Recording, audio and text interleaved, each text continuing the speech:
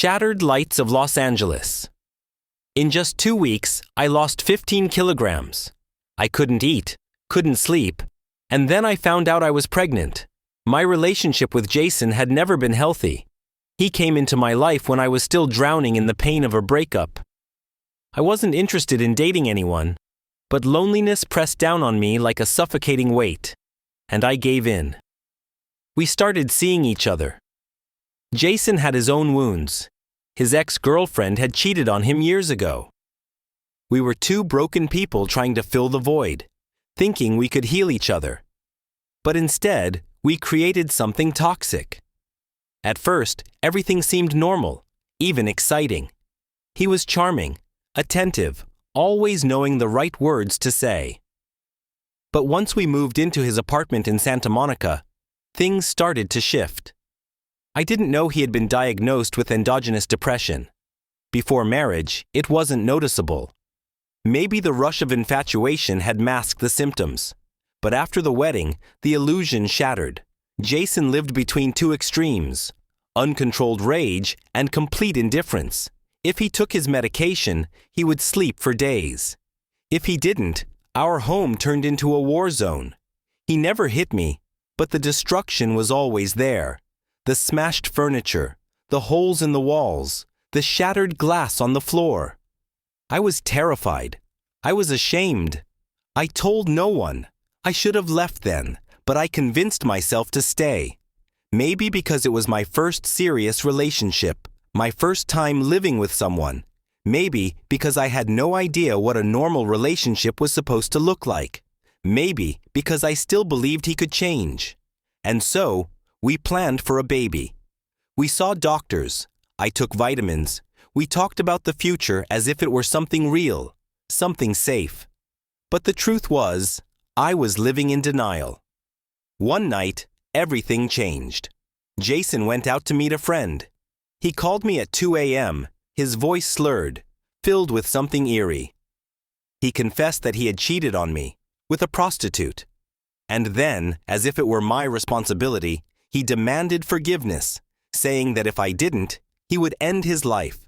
I stood in our dark apartment, staring at the distant glow of the Los Angeles skyline, feeling completely hollow.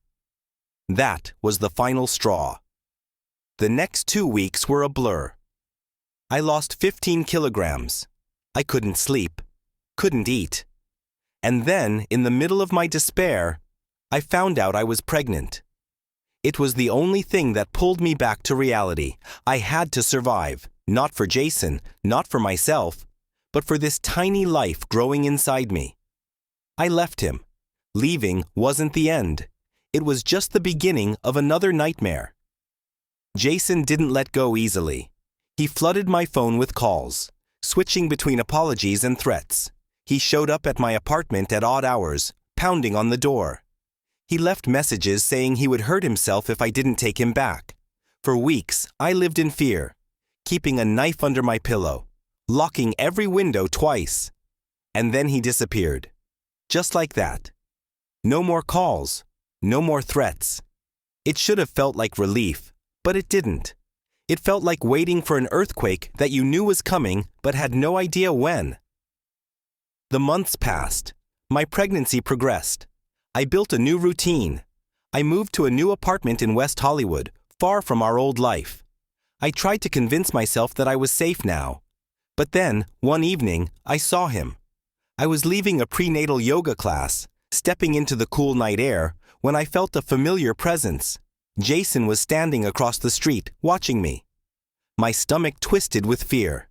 He didn't move, didn't call out, just watched. A car passed between us, and when it was gone, so was he. From that night on, I started seeing him everywhere, at the grocery store, outside my apartment, in the reflection of a cafe window. I was being stalked. I filed a restraining order. I changed my number. I stopped going anywhere alone.